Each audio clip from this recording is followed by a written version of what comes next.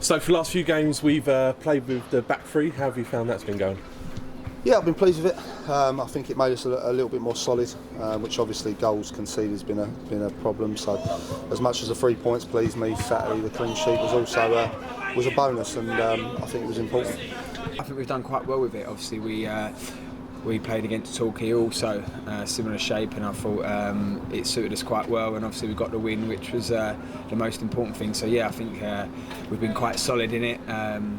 And yeah, it's been good. We've got a clean sheet, obviously, against Torquay, so that's another positive. So we've played 3-5-2 in two of them and 3-4-3 in the other one. What are the differences really there? Really, it's quite easy to change in between. Obviously, we've got different teams ask different questions of you, and it's something we've stuck with. I'm not saying that's what we're going to go with the weekend against Sutton.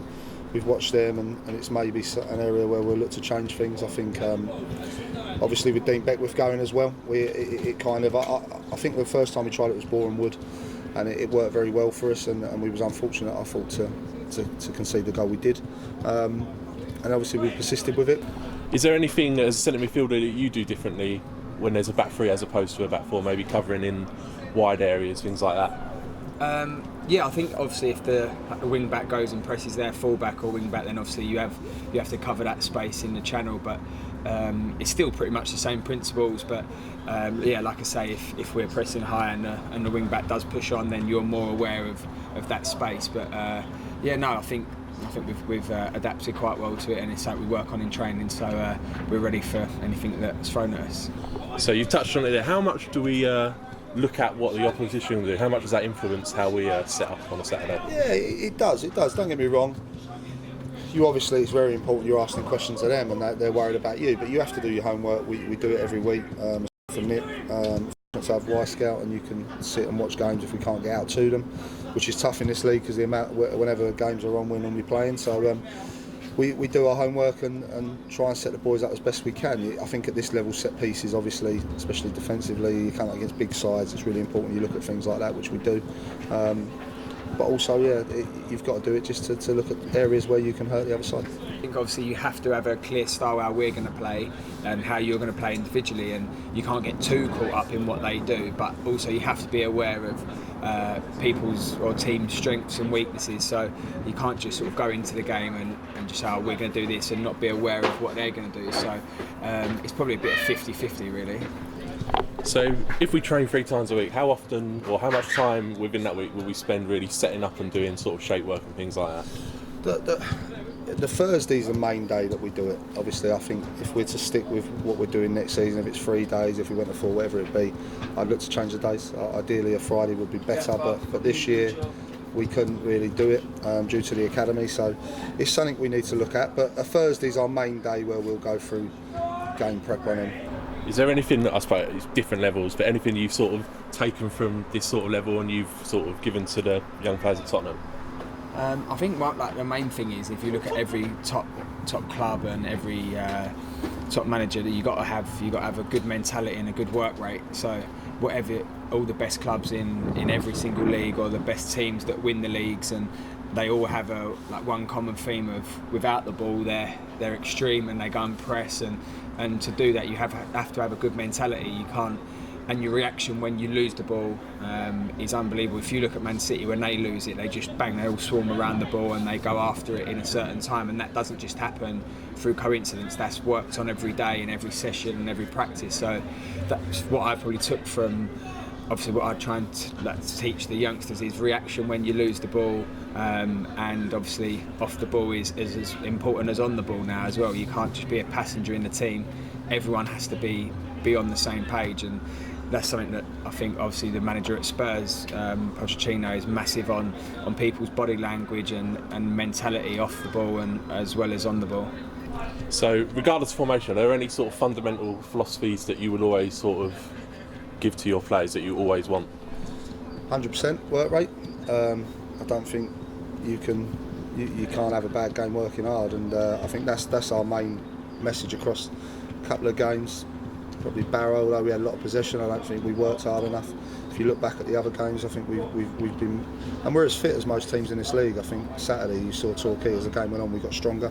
But yeah, work rate's a big thing for me. I think that's key.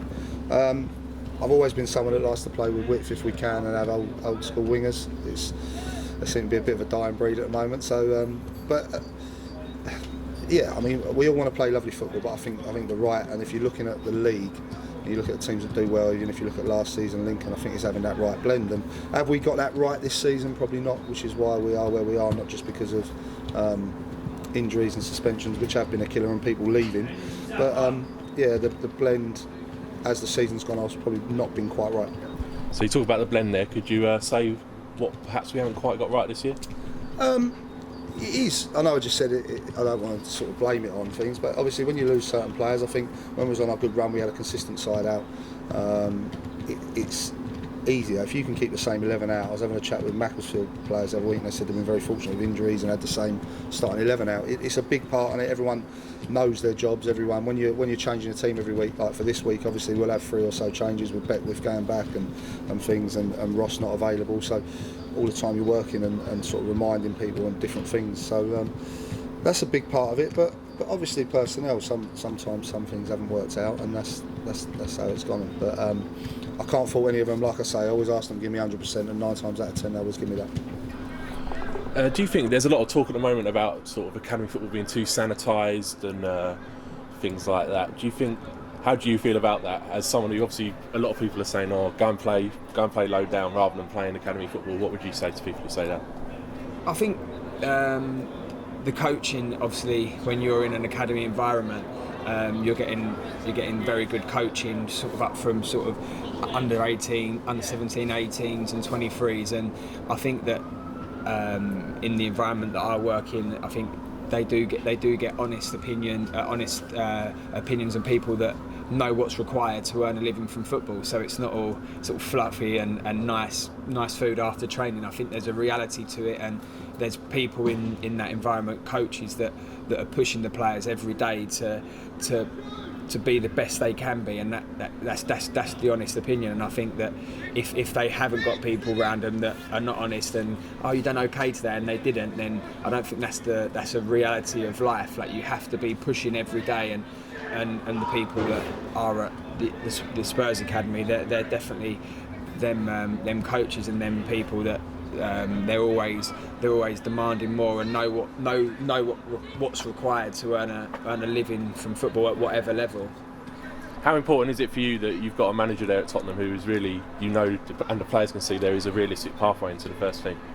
I think it's like with anything, there has to be opportunity. That's one of the main things. And with the current manager there, the door's open, if you like, and it's brilliant for the whole academy, knowing that there's people like Harry Winks, obviously Harry Kane's come through, but the countless players like obviously Andros Townsend that have come through, even Ryan Mason and players like that. They've been given an opportunity by the manager, but that doesn't come through. That's not just a given. You have to earn that training session with them, or you have to earn that them appearances. They don't just come because he just wants to have that reputation. You have to be good enough, and to do that you have to work hard day in, day out, and try and be better at everything that you do. And it's not just on the pitch, it's off the pitch and their lives as well. I think that's something that now in the Premiership and then throughout the leagues you have to give yourself the best chance. And I think that the levels all through the pyramid now are getting better, and that shows with Lincoln what they're doing in League Two, and you look at sort of teams in League One that are really pushing on, and they've played in League Two as well. So you have to. It's not easy now to earn money from football, and you have to make sure that you're doing everything right.